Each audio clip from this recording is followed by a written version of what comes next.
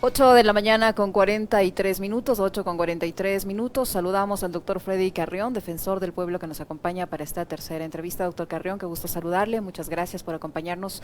Bienvenido. Estamos con usted, Alexis Moncayo, quien le habla, Licenia Espinel. Otra vez el Ecuador está en la mira de la comunidad internacional, sobre todo de los organismos internacionales de derechos humanos que nos señalan esta vez por el tema de la crisis carcelaria. Varios pronunciamientos de la CIDH, de las Naciones Unidas, de Amnistía Internacional, mostrando su preocupación por lo que pasa en el país y su entidad, la Defensoría del Pueblo, obviamente no es la excepción. Usted ha exigido al presidente de la República que tome cartas en el asunto, pero la respuesta ha sido la que pudimos escuchar todos ayer. ¿Cómo toma usted las declaraciones del jefe de Estado dadas a conocer ayer respecto a la situación en las cárceles del país? Buenos días, bienvenido. Creo que está silenciado, doctor Carrión. Gracias. Ahí estamos. Licenia, buenos días. Alexis, buenos días. La situación que está viviendo el país, la del sistema penitenciario, es otra más dentro de esta crisis institucional por la que atraviesa el Ecuador. Por la falta de competencia, por la ineficacia de un gobierno que claramente ha demostrado que primero desconoce la realidad y que mucho menos puede tener una solución o una acción directa para encontrar una solución que garantice la seguridad. Es evidente que los organismos internacionales y organismos nacionales se hayan pronunciado en contra, o más bien alertando de lo que está sucediendo en las cárceles, cuando las cárceles o los centros penitenciarios están administrados, están bajo custodia del Estado. La Constitución de la República considera que las personas privadas de la libertad obviamente son grupos de atención prioritaria por una razón, porque ellos están a merced, están bajo disposición, podríamos decirlo de alguna manera, del Estado ecuatoriano que controla los centros penitenciarios. A través del Estado y del propio sistema penitenciario, ¿se permite o no se permite el ingreso de armas? ¿Se permite o no se permite el ingreso de sustancias prohibidas o inclusive de equipos celulares? A través del Estado, que es el que administra los centros penitenciarios, se deben garantizar los servicios públicos, se debe garantizar una adecuada alimentación mínima, básica, de la misma manera que atención en salud, de la misma manera que políticas de rehabilitación que permitan que aquella persona privada de la libertad que está cumpliendo una pena en función de un acto delictivo cometido entre en procesos resocializadores, rehabilitadores, tomando en cuenta que no tenemos en el país ni la pena de muerte ni la cadena perpetua. A pesar de que hay muchos llamados de que deberíamos incrementar las penas, pretendiendo que sobre la base del incremento de las penas encontraremos la solución a la violencia, a la delincuencia, a la inseguridad, lo que es completamente errado, porque si no, otros países lo que se como denomina Estados Unidos... populismo penal, doctor. Eso es lo que Exactamente. conocemos como populismo penal. Exactamente, es un populismo penal pretendiendo que el problema está en la norma, como diría alguien que el problema, la calentura está en las sábanas. El problema no es normativo. Hemos visto que en estos momentos tenemos un Código Orgánico Integral Penal que prevé o que establece penas de hasta 40 años frente al anterior, que la máxima pena por asesinato era de 16 y con la ley de 2 por 1 llegaban a 8 años de cumplimiento efectivo en las cárceles. El problema de la delincuencia y la inseguridad no parte de aumentar las penas, sino de atacar aquellas causas que están provocando que nuestra sociedad se vuelva violenta, que exista más inseguridad en las calles, más delitos, más robos, más asesinatos, más violencia contra las mujeres, más atentados contra los niños, niñas y adolescentes, en donde vemos un Estado completamente ausente de una política integral, de una política verdadera de rehabilitación, pero sobre todo de seguridad penitenciaria. Lo que pasó en las cárceles el día de anteayer demuestra claramente el colapso del sistema, un sistema que ya venía siendo advertido.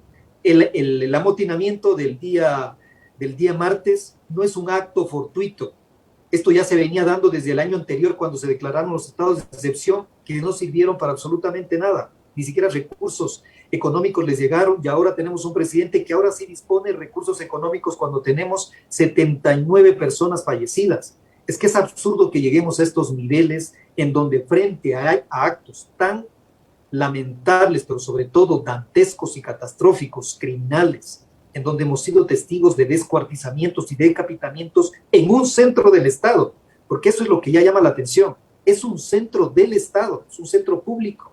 Las cárceles son centros administrados por el Estado, que tienen agentes de seguridad penitenciaria, que tiene la propia Policía Nacional en el anillo periférico para dotar de seguridad y se producen al interior con la complicidad de muchos elementos de seguridad penitenciaria que permiten el ingreso de armas. ¿Y qué tipo de armas? El ingreso de sustancias prohibidas, de equipos celulares. Es decir, hemos cedido el control de las cárceles a las bandas, a los grupos que se disputan el poder, que desde el interior de las cárceles siguen cometiendo una serie de delitos y que frente a eso prácticamente, como digo, el sistema penitenciario no existe, no tiene ningún tipo de reacción, no tiene ningún tipo de acción. Más bien, lo único que hemos venido a hacer es que las cárceles o los problemas de las cárceles sean atribuibles a situaciones extra jurídicas, objetivas o penitenciarias como el financiamiento del ELN, que yo entiendo a qué va con todo esto, o que llegue a asumir de que el problema de las cárceles es que tenemos centros más grandes, que es preferible tener cárceles de 10, 100 personas para poder administrarlas de una mejor manera. ¿Qué concepto tan elemental? Ok, ya no tenemos la base de... Defensor, ¿cómo está? Buenos días. Eso quería, usted ya lo ha mencionado de pasadita, usted está respondiéndole de alguna manera a la intervención ayer en cadena nacional del presidente Moreno. Yo sí quisiera una reflexión suya, porque estos argumentos que me parece se los saca de la discusión en redes sociales, donde además la discusión no es técnica, no es sobre la base de hechos y de estudios técnicos, digamos, de datos, de cifras, sino es lo que sale del estómago del tuitero, ¿no? Dependiendo de la tendencia política o el sesgo que tenga. Entonces empezaron a hablar en las redes de la base de manda, empezaron a hablar en las redes del financiamiento del ELN a una campaña presidencial. Y resulta que esos argumentos los utiliza el presidente en su cadena nacional. ¿Tiene algún tipo de asidero la declaración del presidente Moreno el día de ayer? ¿Obedece en algo todo lo que mencionó Moreno, que insistió en culpar al gobierno anterior con lo sucedido durante la jornada del martes pasado en las cárceles? Y tomar en cuenta un hecho adicional, defensor, desde el 2018 hasta la fecha en el país llevamos 178 asesinatos en centros de rehabilitación social. 18, 19, 20 y 21, en estos 4 años en los que ha estado gobernando Lenín Moreno, llevamos 178 personas asesinadas. No es que fallecidas así nomás, no. 178 personas asesinadas. Bueno, la principal impresión que yo tengo de lo manifestado por el presidente de la República es una completa decepción. Un presidente que desconoce completamente la realidad en la que vivimos, que ya lo ha demostrado además. O sea, no es la primera vez que nos dice que él no le interesan los problemas nacionales del país. El tema de la vacunación, mire que seguimos con un ministro que no aparece, que no nos dice nada, que no nos entrega un plan de vacunación, que privilegia intereses particulares, acusado de actos delictivos, de corrupción, de peculado, de tráfico de influencias, y sigue al frente del Ministerio de Salud y no nos cuenta cómo va a ir el plan de vacunación, cuántas vacunas se van a distribuir. Y el presidente, en lugar de pedir la renuncia inmediata, como lo que ha pasado en Perú, como lo que pasa en Argentina, más bien el gabinete en pleno le da todo el apoyo. Poco está de que ya los próximos días le entregue también una condecoración al mérito, que no me extrañaría que lo pueda hacer. A esto voy con el tema del sistema penitenciario. No es posible que sigamos asumiendo culpas de terceros o de anteriores gobiernos, porque si fuera así la lógica, deberíamos entrar con la primera culpa inicial del primer gobierno ecuatoriano de Juan José Flores, porque seguramente él fue el responsable de no haber articulado un Estado eficiente que siente las bases de un Estado moderno de aquí a 200 años. Y así seguiríamos sucesivamente hasta terminar con Adán y Eva. O sea, no se trata de encontrar responsabilidades en anteriores gobiernos, porque él es el que está al frente del gobierno nacional desde hace 4 años.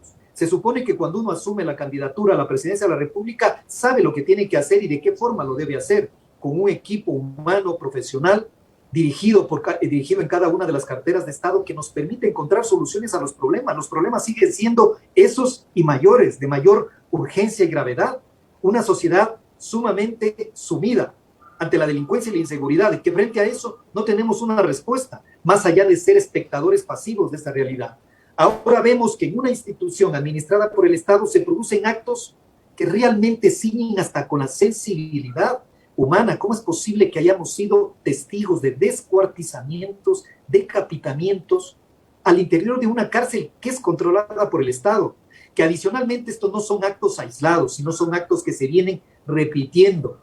Desde el 2018, desde el 2019, desde el 2020, hemos visto reclamos y sobre todo amotinamientos y ejecuciones al interior de las cárceles. 178 muertes violentas a las que usted debe asumirle debe sumarle, perdón Alexis, aquellos suicidios o muertes naturales, que obviamente se las registra como muertes naturales, pero son producto inclusive de muertes violentas que había que también que investigar. Aquellos suicidios que se producen al interior de las cárceles no son suicidios, sino son productos de acciones propias, inclusive de los propios personas privadas de la libertad que obligan a este tipo de actos. Es decir, si no tenemos la información ni la descripción de la realidad, es fácil entrar en responsabilidades del otro. Es que el otro me dejó centros carcelarios tan grandes que yo no puedo administrarlos. Imagínense llegar a tener esa explicación, que los centros son tan grandes que no los puedo administrar. Es decir, el propio presidente de la República reconoce su incapacidad de administrar un centro penitenciario, como del Centro Regional de la Tacunga o el Centro Regional del Litoral. Empieza a asumir la responsabilidad, o más bien echar la responsabilidad de que hay un hacinamiento carcelario cuando no se da cuenta que este hacinamiento carcelario no nace hoy.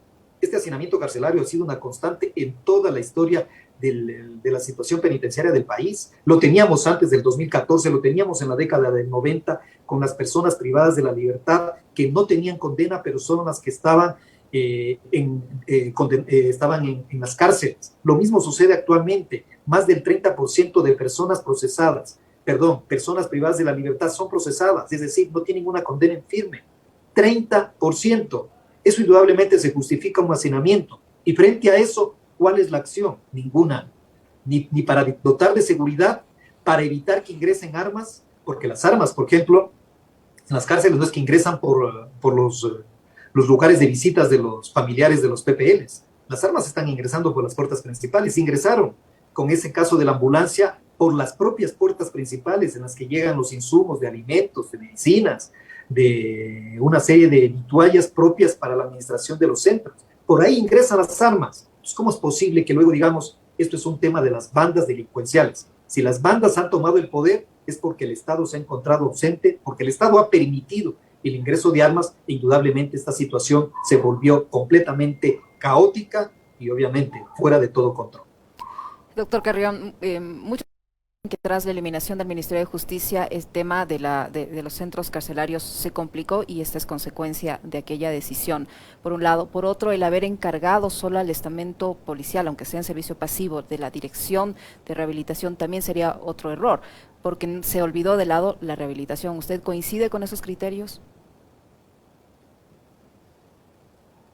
Bueno, indudablemente que muchos de los problemas que está pasando actualmente el país es porque lo que les venía comentando, una falta de política penitenciaria, de seguridad penitenciaria, una falta de política integral de rehabilitación social. Y eso parte, por supuesto, del hecho de haber dividido al Ministerio de Justicia en dos secretarías que no han tenido ni la fuerza ni la necesaria preparación o capacitación e incidencia en el sistema. La Secretaría de Derechos Humanos prácticamente que se ha limitado simple y llanamente a temas de promoción y prevención de derechos humanos, pero con escasa incidencia, y por el otro lado el SNAI, que lamentablemente ni ha tenido los recursos económicos ni una directriz completamente clara del organismo técnico de rehabilitación social, porque no nos olvidemos de aquello. Hay un organismo técnico de rehabilitación social establecido en la ley, que no ha tenido ni la convocatoria ni las llamadas adecuadas para que se puedan reunir o nos podamos reunir las instituciones que formamos parte de este organismo. Ministerio de Trabajo, Ministerio de Salud, de Cultura, de Deportes, el MIES y obviamente la Defensoría del Pueblo, para articular una política integral de rehabilitación social, una política criminal. No ha habido ningún tipo de adecuado llamamiento, convocatoria, un seguimiento a este tipo de políticas. Este organismo se reúne de vez en cuando, unas 2 veces al año. En el estado de excepción casi no se reunía, pese a que de acuerdo al estado de excepción tenía que reunirse constantemente para vigilar, supervisar y acompañar al SNAI en este tipo de política. Pero lamentablemente, como digo, Licenia, aquí hemos tenido de la falta de visión. Si los profesionales o los técnicos o los funcionarios desconocen la realidad, mucho menos van a tener acciones directas para contrarrestar y eliminar la inseguridad en las cárceles, controlar la violencia que se está produciendo. Y eso parte, lamentablemente, de la falta de visión de un gobierno que está más preocupado por MasterChef antes que darle cuentas al país de lo que está sucediendo y de cómo se va a solucionar estos problemas, porque no podemos esperar hasta el 24 de mayo que haya un cambio de gobierno para actuar sobre estas realidades. Mientras sea presidente de la República, tiene la obligación de actuar, y esa obligación involucra tomar acciones que vayan con el objetivo de garantizar tomar el control de las cárceles y garantizar la seguridad, tanto de la vida, de la integridad de las personas privadas de la libertad, como indudablemente de la propia ciudadanía que se encuentra aterrorizada con estos actos y que la sensación de inseguridad ha incrementado, se ha aumentado en el país, y esto es a consecuencia de la falta o de la escasa participación y sobre todo acción directa del Estado ecuatoriano. Una de las cosas a las que ha dado esta coyuntura compleja, difícil y muy dolorosa que hemos vivido durante esta semana y también en eventos repetidos en años anteriores, defensores, nuevamente ese recrudecimiento del odio, ¿no? Y hay que entender acá que estas 40.000 personas que hoy se encuentran privadas de la libertad, muchas de ellas por cuestiones y por condiciones distintas, han tenido que enfrentar probablemente situaciones adversas de las que nosotros hemos tenido que enfrentar, y probablemente ellos crecieron y se desarrollaron en un ambiente no apropiado, ¿no? Pero hoy vemos que hay un odio, también una descarga de odio, de bronca en contra de estas personas, y que las redes sociales también se ha convertido en la plataforma para aquello, y que empiezan también a hablarnos de una sociedad que se está deshumanizando, ¿no? O sea, no queremos prácticamente ya entonces centros de rehabilitación que les permitan a estos ciudadanos reinsertarse nuevamente después de cumplir una pena, sino que prácticamente estamos hablando de animales, ¿no? De animales, de bestias que están encerrados en un lugar X. O sea, resulta realmente doloroso leer gente que uno creía era distinta, pero refiriéndose en estos términos. Creo que también como sociedad tenemos que replantearnos el análisis a profundidad sobre esta materia, defensor. Completamente de acuerdo, Alexis. Yo creo que a nivel de la sociedad necesitamos que este pacto social volverlo a afianzar, a consolidarlo. Estamos en un pacto social, y cuando hablo de pacto social está toda la institucionalidad pública, privada, organizaciones, sociedad civil. Si no nos damos cuenta que lo que estamos sembrando es justamente caos y violencia, cuando a la justicia la hemos convertido en la principal herramienta de ajusticiamientos políticos, de solución de controversias políticas a través de la judicialización de la política.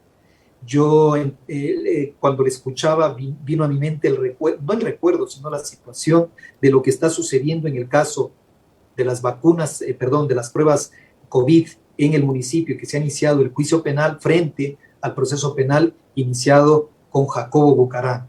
Dos circunstancias muy parecidas en cuanto a las personas procesadas, es decir, por un lado tenemos una persona joven, por el otro lado una persona que está próxima a ser adulto mayor, de 64 años, que tuvieron un tratamiento distinto. A uno de ellos prisión preventiva, al otro de ellos le damos arraigo o prisión domiciliaria porque está afectada su salud, a una persona más joven. Cuando entramos en esos procesos en donde claramente se ve que existe cierta orientación política para perjudicar judicialmente a las personas, indudablemente ahí es donde se nos cae la legitimidad del sistema, porque la justicia tiene que tener parámetros completamente objetivos de actuación. Se tiene que actuar en función no de la persona, sino del acto delictivo, de la peligrosidad, de la evasión de la justicia, para medir o dotar de medidas alternativas o medidas de prisión que garanticen la inmediación del procesado al proceso como tal. Pero acá es en función del nombre, la coyuntura y el caso, de qué manera causa mayor impacto, mayor incidencia o consecuencias para la persona a la cual va dirigida esas acciones. Creo que es muy importante que el Ecuador se mire desde el punto de vista de que es necesario objetividad, imparcialidad, que lo peor que estamos haciendo es que si yo actúo de una determinada manera, cuando ya no tenga el poder, yo también seré la propia víctima de aquello que yo hice.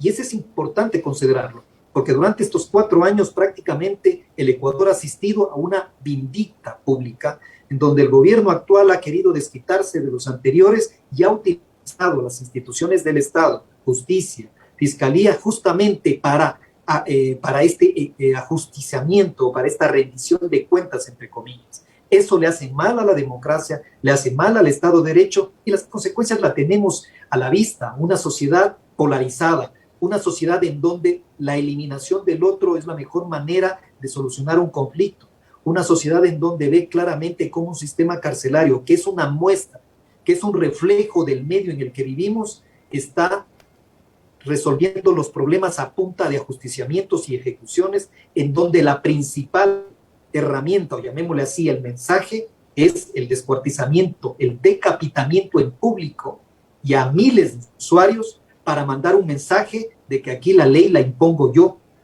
no el Estado. Imagínense los ejemplos, los mensajes que estamos enviando por una actitud de un gobierno que no ha sido capaz de asumir los problemas, de resolver los problemas, de preocuparse de las grandes emergencias nacionales que tiene este país, de poner personas y funcionarios que piensen en la realidad y en los grandes problemas del pueblo ecuatoriano y se preocupe por solucionar.